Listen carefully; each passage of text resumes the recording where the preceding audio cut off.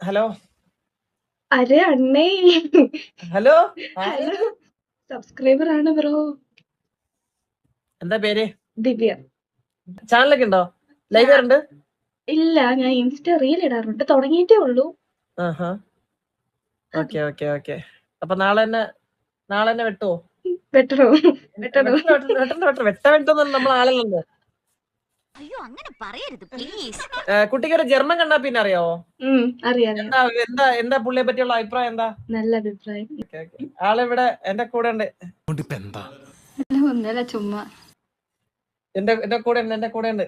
എവിടെ നിന്ന് ബ്ലഷ് ചെയ്യുന്നു, എന്റെ അടുത്ത് ബ്ലഷ് ചെയ്യണം.